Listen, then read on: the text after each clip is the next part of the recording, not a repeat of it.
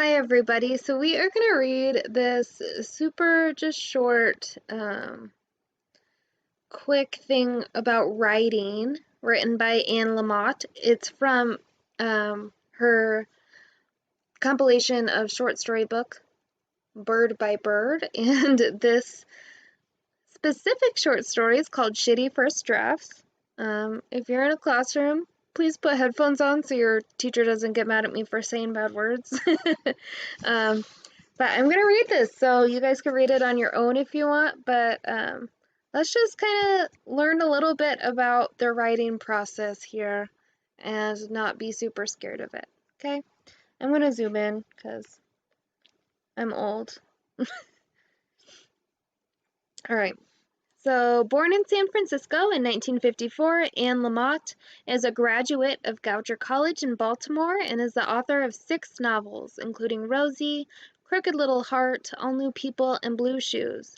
She has also been the food reviewer for California Magazine, a book reviewer for the Mademoiselle, and a regular contributor to Salon's Mothers Who Think. Her nonfiction books include Operating Instructions, a journal of my son's first year, 1993, in which she describes her adventures as a single parent, and Tender Mercies, Some Thoughts on Faith, 1999, in which she charts her journey toward faith in God. In the following section, taken from Lamott's popular book about writing, Bird by Bird, she argues for the need to let go and write those shitty first drafts that lead to clarify and sometimes brilliance or clarity and sometimes brilliance in our second and third drafts. All right. So, number 1, first paragraph. I'm going to zoom in one more time. My glasses are dirty. Okay. Now, practically even better news than that of short assignments is the idea of shitty first drafts. All good writers write them. This is how they end up with good second drafts and terrific third drafts.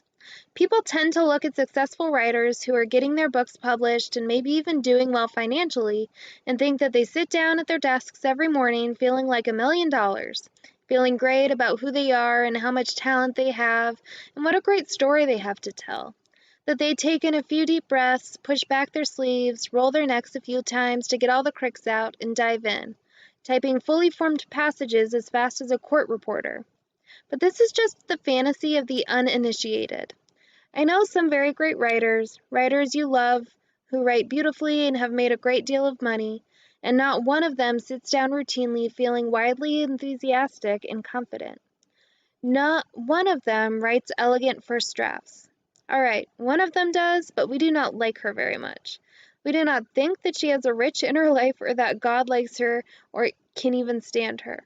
Although when I mentioned this to my priest friend Tom, he said that you can safely assume you've created God in your own image when it turns out that God hates all of the same people you do.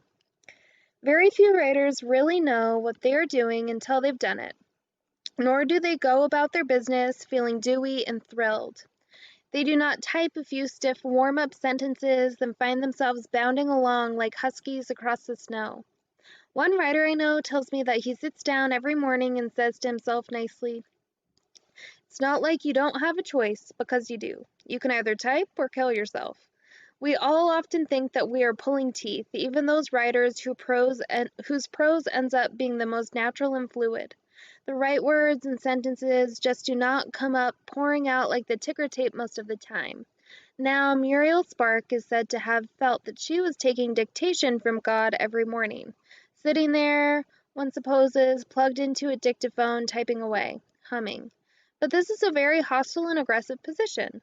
One might hope for a bad thing to rain down on a person like this. For me and most of the other writers I know, writing is not rapturous. In fact, the only way I can get anything written at all is to write really, really shitty first drafts. Oops.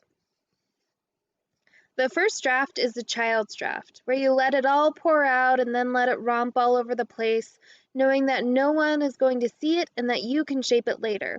You just let this childlike part of your channel, whatever voices and visions come through and onto the page. If one of the characters wants to say, "Well, so what, Mr. Poopy Pants?" you let her. No one is going to see it. If the kid wants to get into a really sentimental, weepy, emotional territory, you let him. Just get it all down on paper because there may be something great in those 6 crazy pages that you would never have gotten to by more rational, grown-up means. There may be something in that very last line of the very last paragraph on page 6 that you just love, that is so beautiful or wild that you know now what you're supposed to do to be writing about, more or less, or in what direction you might go. But there was no way to get this without first getting through the first 5.5 pages. I used to write food reviews for the California magazine before it folded. My writing food reviews had nothing to do with the magazine folding, although every single review did cause a couple of canceled subscriptions. Some readers took umbrage at my comparing mounds of vegetable puree with various ex-presidents' brains. These reviews always took 2 days to write. First, I'd go to a restaurant several times with a few opinionated, articulate friends in tow. I'd sit there writing down everything anyone said that was at all interesting or funny. Then on the following Monday, I'd sit down at my desk and with my notes and try to write their review. Even after I'd been doing this for years, panic would set in.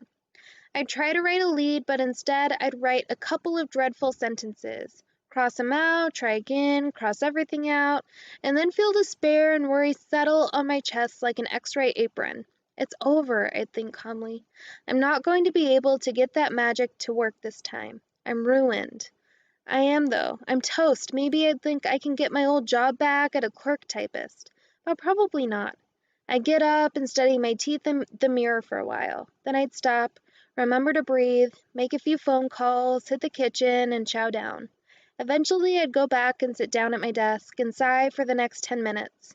Finally, I would pick up my 1-inch picture frame, stare into it as if for the answer, and every time the answer would come, all I had to do was write a really shitty first draft of, say, the opening paragraph, and no one was going to see it.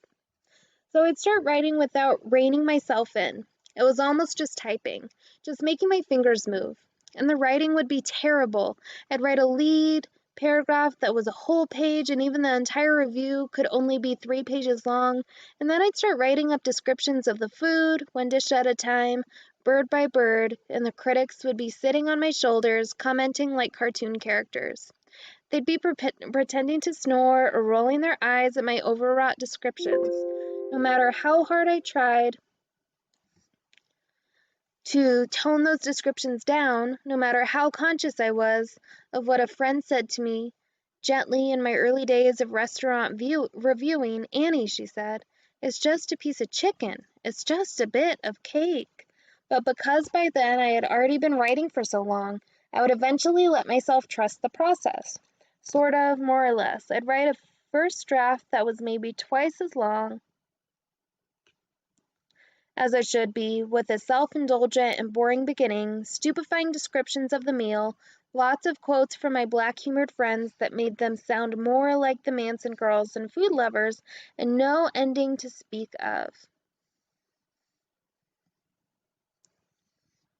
Oops.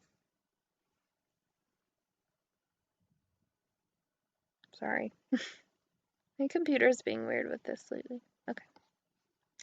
The whole thing would be so long and incoherent and hideous that for the rest of the day I'd obsess about getting creamed by a car before I could write a decent second draft.